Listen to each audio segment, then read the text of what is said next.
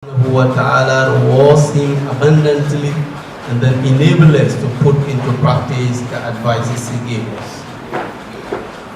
Obviously, with the shoes I'm wearing, I'm not coming to preach. I'm coming to tell you a little about GMSA. Shoes I'm wearing here, being National GMSA President, I cannot come and would deprive you the information I have from GMSA. My coming here would have been enough to sit with you, see you, and then hope that you had also seen me. If I see you tomorrow, if I can't mention your name, at least I will recognize the face that this is from KNUST. If you see me tomorrow anywhere, you can say this is our GMSA president. This indeed is enough, but it's more beautiful when people talk to each other. لسان الفتى نصف ونصف فؤاده ولم يبق إلا صورة اللحم والدم. This is why one of the poets put that the tongue of a person is half, and then what is left, the blood and the flesh, is another half. So when he hasn't talked, you will see him gentle and think he's good, but when he opens the mouth, he may present himself different.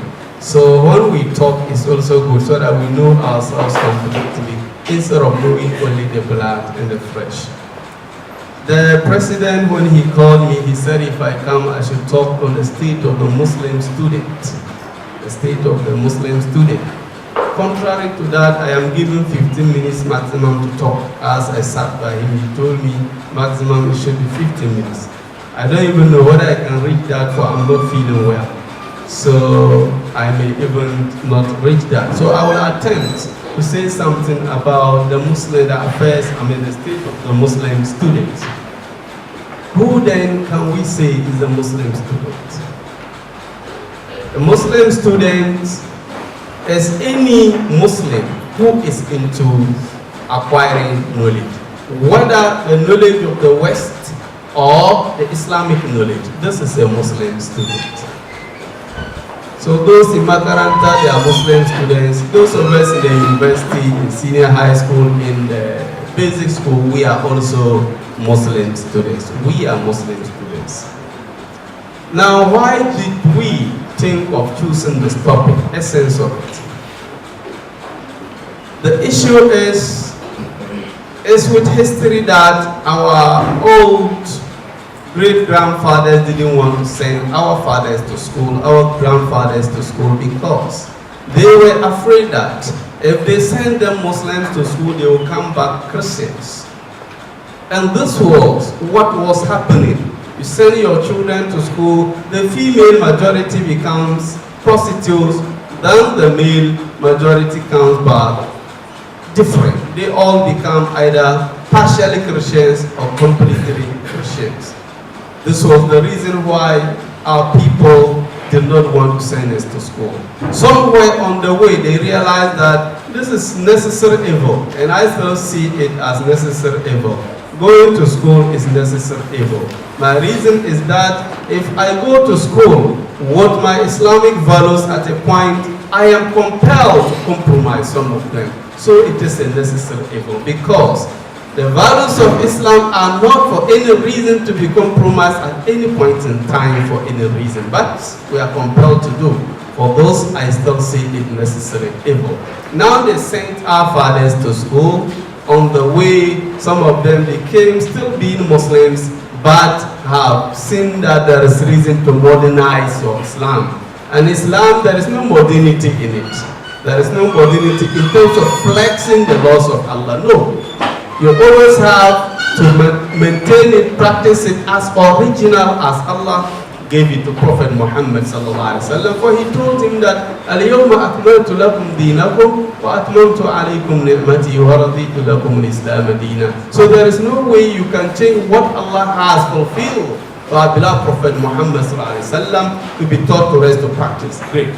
So following the historical antecedents at a point in time, some of our elder brothers read more and they realized that no, it is individuals in the country that are standing against the Muslim student from practicing his or her religion whilst in school. So they came together and formed what we have today, GMSA. Now, the history is not completely over. We still suffer in the hands of these individuals, despite the fact that the Constitution of Ghana made provision for everybody, be you Christian, be you Muslim or traditionalist, to practice your religion and manifest it wherever you are, including being in school. For Article 21, Clause 1 of the 1992 Constitution has it that all persons shall have the right to practice in their religion and to manifest such practice. If this holds, it means that if I am a person and I'm a Ghanaian, then I have the right to wear my veil. I have the right to wear my hat. I have the right to come together with other colleagues to pray congregationally, for Islam preaches that. And that is our religion and we want to manifest. But some individuals in some corners will stand against us. Now we are talking to ourselves, encouraging ourselves to know that this is our right. So how do we attain it? Our problem should now be that individuals are against it. So how do we take it from the individual? Not that Ghana is against it. For if Ghana were to be against it, then it should have been that the Constitution of Ghana was against it. And this isn't the case. This is the reason for twice of the topic, to say a thing or two about it. Now, we have seen whom the Muslim student is. And we know very well that if you leave the universities, for the universities, alhamdulillah, some few things are happening against us. But if you go to the college, be it college of education or college of health, downwards to senior high schools, to basic schools, then we have the molestations and we have infringement of rights of the Muslim students. We have number of colleges where they are denying the opportunity to pray together. We have number of colleges where they are denying the ladies to wear their veil. We have number of colleges where the Muslim students are forced to attend church services in solidarity with the Catholic Church. For them, when we meet and ask them, why should this happen? For our religion frowns against that. They say that this is just solidarity to the Catholic Church. Meanwhile, our religion says that La ikraha fi din. There is no compulsion in religion. So it is to ridicule the religion of Allah to force somebody to worship Him. Now this is what they are calling for. We, the Muslim students, at a point in time, somewhere 2015, our branch in Western region, together with Tawheed Foundation and other Islamic organizations there, came out and staged a demonstration that they wouldn't take these nonsense anymore. Their rights be given to them. And this compelled the president then, the government then, under former President Mahama, to come out and make some pronouncements. He made a pronouncement that Muslim ladies at workplaces and in schools must not be forced to remove their hijab. When these pronouncements were made, we the lay people from the legal world didn't know that this wasn't enough to really deter these people from still molesting us. We thought that everybody then could now wear the hijab. The Muslim ladies could now wear the hijab at workplace and then in the schools. It was only when we attempted, we told the members that wear and go to workplace and go to your classrooms, and then we see. When they wore, Muslims together with Christians among the authorities stood against that. And the Muslims were saying that they were going to disgrace them. They will let the Christians speak ill of them, that they are inspiring them to do it. The Christians originally, those individuals didn't like it, so they stood against them. Some of us, at that time, I was a regional president in Northern Region. We came together, moved from a school to school, a college to college, and then we saw to it that Some of them, we engaged them in talks more than 2 hours before they came to understanding that they could not force this out. We appeared like we were ever ready to report them because we were going with media people with their long cameras, and these people were afraid to be captured in the cameras so that President Mahama and his team will see them and then met out the punishment they promised to them.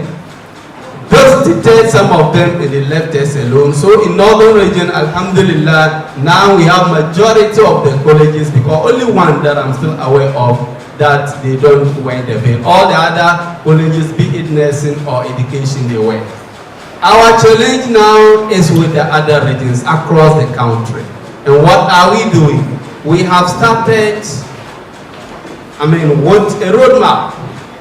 And then what we going to do is that last year we had a youth summit. GMSA had a youth summit where we invited the leader, the chairman of the Muslim caucus in Parliament, who upon listening to us told us that we should write a petition to Parliament. Then the Muslim caucus in Parliament will raise it at the floor of Parliament and they can discuss it. It didn't really happen then. When we took over, we pledged on ourselves that inshallah we were going to continue with it. Now, last 2 or 3 weeks ago, our Chief Justice, the GMSA Chief Justice, called for evidence, and it was in the social media, many would have chanced it. What we plan doing with it is that the deadline for receiving of the evidence is over. Now we are into writing the petition. The Chief Justice with his team will write it. We will submit it to our lawyer, GMSA lawyer, to go through. After his approval, then we will submit it to Parliament, inshallah. After submitting it to Parliament, we shall make follow-ups to make sure that what they promised they will do, they do it. If they fail, then we come and take it up again at our level, continue from where we might have stopped. We intend, inshallah, to engage the media to talk about GMSA and its worries.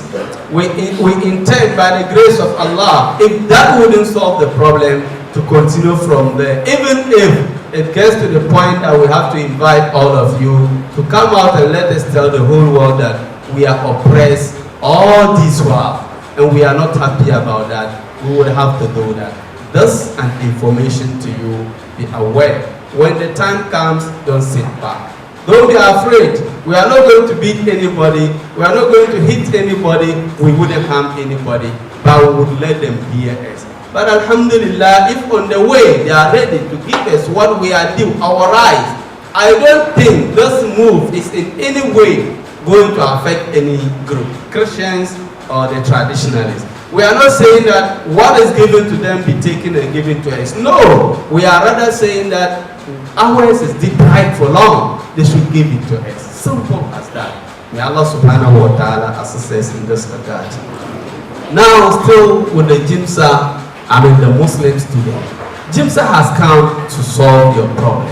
When you were alone, you didn't know where to resort to, where to concern your complaints. GMSA, somewhere 1972, came to be. It wasn't strong then, but it passed ages, and now, alhamdulillah, everybody, the Muslims and non-Muslims alike, are aware of the contributions of GMSA to the Muslim youth, and to the Muslims entirely, even to the country generally. So, now that GMSA is in place, what is your responsibility? What is your responsibility to making GMSA triumph more, so that more of this could be done, so that this salvation and liberalization could be done for us and for generations yet to come? The Muslim students in this country still live as if they don't know the contribution GMSA is making, as if they think that GMSA belongs to some people and then they are in a different world altogether. No much I know is not needed from you. All that is needed from you is that when you are in a school community like this, don't stay away and be alone. Be together with the other Muslims. be together with them. Make sure that whatever program that is going on, you have contributed in a way or the other to the success of that program. Make sure that you would also be a da'wah agent like Imam Jad al-Haq, the president, told us. Your colleagues that don't want to come closer, that are taken far away from the realm of Islam by music, from the realm of Islam by other unnecessary things that are satanic. What do you have to do today? It is your responsibility to do the da'wah today. And this is where Baligu Anni Walo Aya would work so much, because that is your friend, your close associate. You can talk to him without even mentioning a verse, because you don't know it. If you know just one, you can talk to him with that verse. See this here. If the verse you know in the Quran is وَمَا خَلَقْتُ الْجِنَّ وَالْإِنسَ إِلَّا لِيَعْبُدُونَ, and you are going to talk to somebody about attending GMSA meetings, this is not directly related with this verse, but you can use this verse because you are reminding the conscience of the fellow that Allah subhanahu wa ta'ala created you to worship him and nothing else. So if Allah created you to worship him, and now from year 1 to year 4, you are in school, how best can you worship Allah whilst in school a Muslim, if not to get GMSA? If not to associate yourself with GMSA, just tell me how best? Allah subhanahu wa ta'ala is not interested in being alone. Prophet Muhammad said that the wolf will only pounce on the animal that isolates herself. So Allah is interested in we being together, and he said that وَأَطِيعُوا اللَّهَ وَرَسُولَهُ وَلَا تَنَازَعُوا فَتَفْشَلُوا وَتَذْهَبَ رِيحُكُمْ. Obey Allah and his messenger and do not quarrel. Because if you do, your energy, your strength will depart you. So Allah wants you to be together. So whilst in school, the best way of life a Muslim in school is to be clinch to GMSA.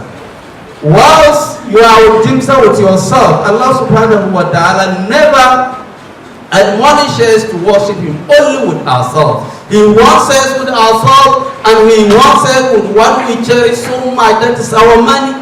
لن تنالوا البر حتى تنفقوا مما تحبون وما تنفقوا من شيء فإن الله به عليم.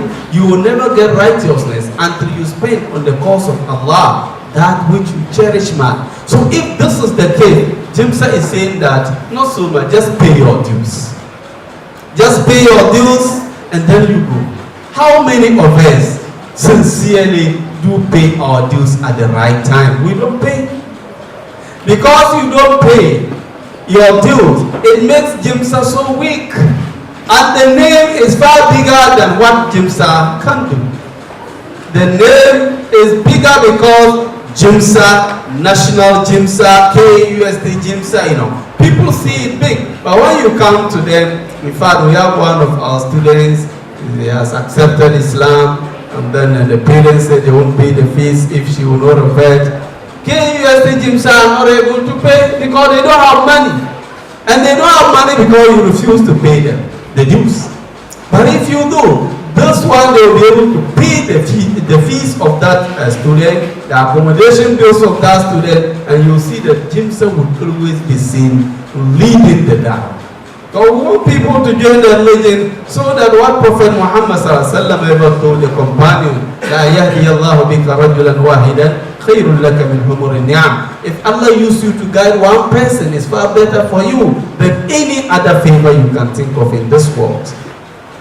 Dear ones in Islam, please let us support. Let us contribute to making GMSA what it can do now better than the name. National GMSA, we are seriously also suffering from your branches not paying their dues adequately because they don't receive the dues from you. If you pay the dues to them, they will pay their dues to National GMSA, and then all of us can be functional. We can't do the work appropriately without money. No way. And we don't get the money from anywhere. We, the members of GMSA, henceforth should be like ants, plural of ants, so that we